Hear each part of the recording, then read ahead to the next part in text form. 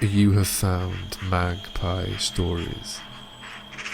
I hope you have a pleasant time listening.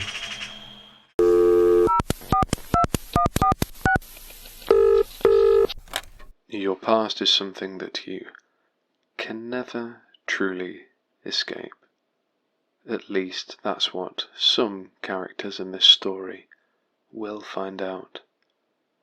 Magpie Stories proudly presents Be Sure Your Sins Will Seek You Out.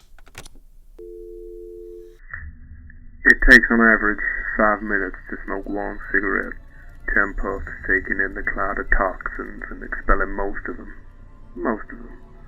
But some get stuck in tissues, dispersed like a banker trying to hide his wealth. The body will let you know how much you have saved for every amount that you have set aside for toxic debt. We blame senescence, cell death, inaccurate re-zipping and degradation of organic processes, protein coatings, mutations. Science can explain in features and papers, delicate instruments gathering data, counting cells and oxygen levels. It makes me grim thinking about the way people catalog all this information as if it serves some purpose. End of the day, the devil will collect his due. The men in long coats don't know everything. They like to think they do.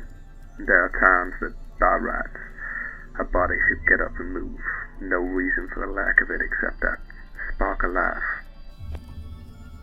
There was a sound similar to a mechanical clock, the sound of something rewinding, high-pitched and aggressive. Another click. Death is more than a natural process, it transcends. The sound repeated. Don't bother, it just fucking goes on like that. A hand moved from the metal box containing the tape. It moved to a grimy cup. Novelty, of course, claiming something about Mondays in particular. The apostrophe was grammatically incorrect. Glasses, slightly tinted, hid the true colour of his eyes. His face was cleanly shaved, still that way after having been in this room for most of the day. Nate, just leave that fucking thing alone. This should have been an open and shut case. He had done it. There was literally no question. He had been caught red-handed, literally red-handed. Right, look, we can just process this, Nate said, rubbing a tired hand under the ridges of bone outlining his sockets, not dissipating the tiredness. The heat began sweat trickling into places, the grit, the lack of rain, all of it just oppressive. No relenting from the July weather, even in the coolness of the station. Look, Graham, just fuck off. Nate lit a cigarette, even though he had just crushed one out. He smoked a lot, but now the smoke felt thick and clogged. The air was thinning. They had watched and listened too much to the man in the cell.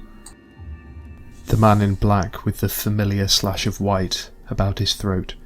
During the interview they had stayed silent, mesmerised by the man's ramblings. It was incredible. This time it was Graham's hand that pressed the button. The devil's gonna come when the sun comes down. This had been a man who had been in that home, with the family with the small children who no longer played anything, would not, could not. There were things in that house that made no sense. They had initially missed him. The tall man in black, lean-looking, too tall, clothes fluttering around him, a carrion corvid in human form, patient and intelligent-looking, looked like one of those preachers you saw in a movie at the advent of Technicolor, eyes flashing with something, hard to tell what, danger or benevolence. Graham heard the flutter of part of what Nathan was saying. You cannot actually think for one goddamn minute. There were flashbacks of that bar, the one with the sticky floor and uneven pool table, the one with the barman who said too little and the girl saying too much. That was a lifetime ago, a time when Graham had made life-changing decisions. The same feeling of strobes, his mind wandered, eyes raw and thickening. 5 o'clock and the heat as oppressive as it had been at any time during the day. Thick strings of air were motionless, as if the world were holding its breath. Graham had seen things, done things. Not just the horrors of that house. He was no stranger to others suffering. "The fuck did you go?" The voice of Nathan sidled over, causing him to snap around so quickly he did not notice his reflection break into too wide of a grin, yawning impossibly before silently and wetly splitting, vanishing into grey and red. Graham blinked confusedly for a second. He was in the station's bathroom. It was a voice that had seen deserts, not just the ones of the Mojave, one that had seen far more desolation, the desert of humanity. There was no getting away from it. Graham shook his head and ran his fingers through his hair, dislodging skin and ash in seemingly equal measure. Had he imagined it? Nate had clearly not heard it. A dry click. Nate had extracted another cigarette and was clicking a lighter that was belligerent in its lack of flame. The flickering snake tongue of fire remained unlit and unsatisfied and cold, each click sending fragments of the recorded conversation with the guy in the cell. He had worryingly dirty fingernails. Graham absently pulled at his shirt as he remembered. "You look troubled, detective.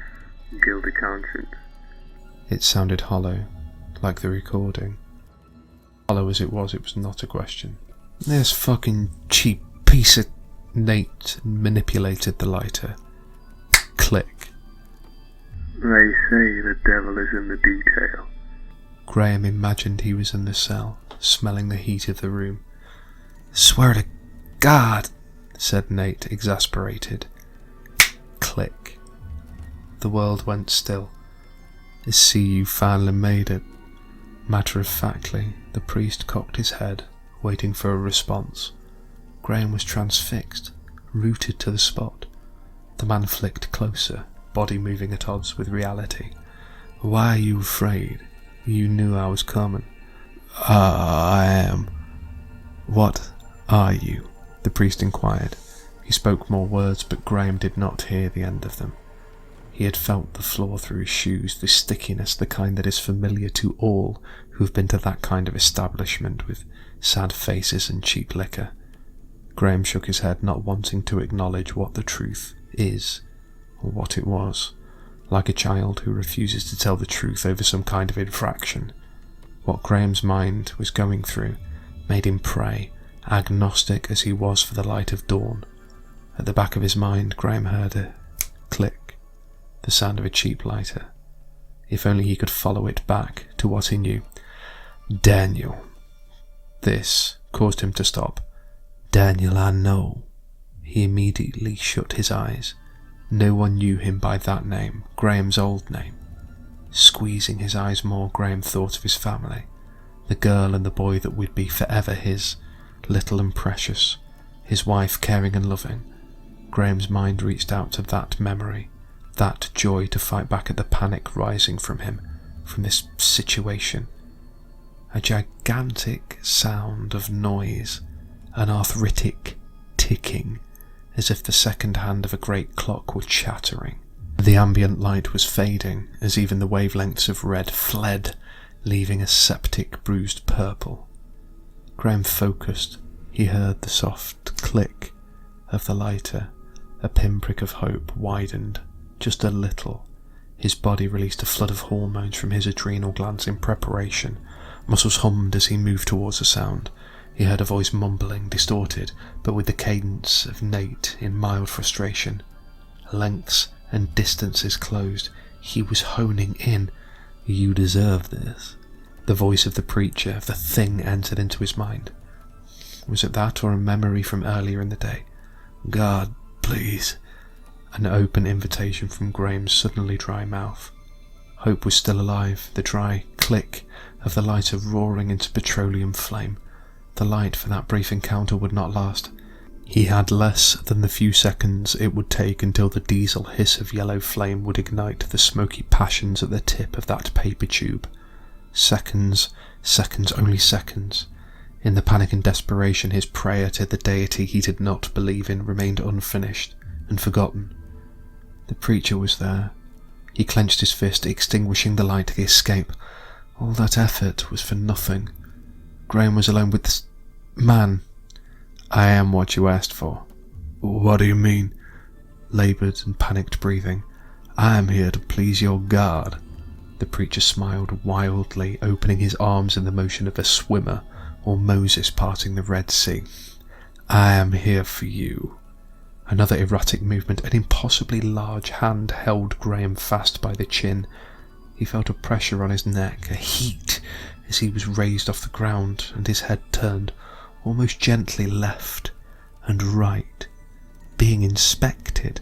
"I know you," the simple, repeated phrase. The tilting of the head meant he had seen where he was, and it wasn't the station. It was a home. Simple wooden thing, but only its bones remained, black and not even smoking now. The last rays of the sun hitting the fragments of glass, giving it the appearance of creatures hiding in the ash and the ruin. Graham was reminded of his dry mouth. He scrambled for air. He knew this place. He knew what was on the left. As his head was returned to the centre, he firmly closed his eyes. He felt his head turn, inexorable to that side of the vista. A long fingernail, sharp, filleted the skin covering his eyes. No blood came. His vision was perfectly unencumbered. The oak had 2 thick and strong limbs. 2 ropes dangled from each, the perfect spacing for 2 sets of swings. A family was there using them. On a closer inspection, there was something odd about the silhouette. A gentle gust of wind brought a sickly sweet smell on the dry, harsh desert air, and it was gone. That gust left a horrific legacy. It stirred the silhouettes. Graham knew the scene. "I had no choice." The ropes did not terminate in planks. Well, one did, but only on one side. Of the 3 remaining, they stopped when intersected with the figures' necks. You could see the rays of sunshine between their feet and the parched ground. No sound except for one, the dry flap of wings and croak of a raven. It would wait just a little while, just to make sure before it commenced its business with the trio of figures hanging like fruit on the branches below. The preacher stayed silent. "I had no—" Fingers tightened to cut off the voice. Graham could not look away. His eyes throbbed. He was hanging by the last rope. The preacher watched. "And may God have..."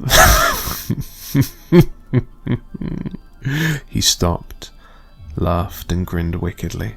"Well, he won't."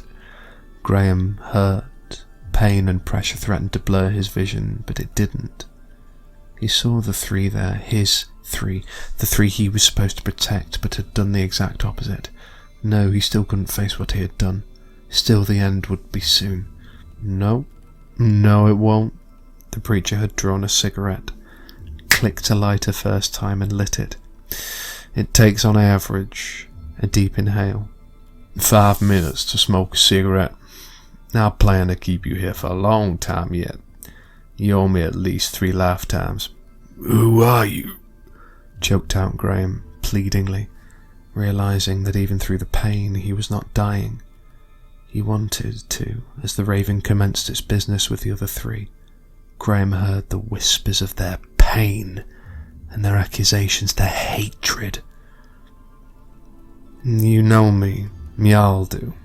He exhaled smoke, so much smoke. "I wanna come direct to some of you, and you got my attention." The preacher had changed. His whole demeanour and attitude had changed. He was terrible to behold, wreathed in smoke and shadow. Graham realised he had known what this was the whole time. More ravens arrived. One landed on Graham's shoulder, bobbing to and fro. It lunged, swiftly blinding one of his eyes.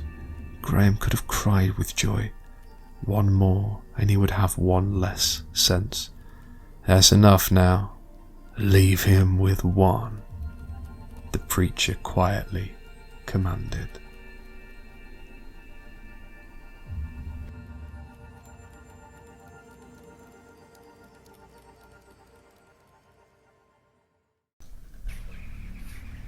Thank you for listening to Magpie Stories.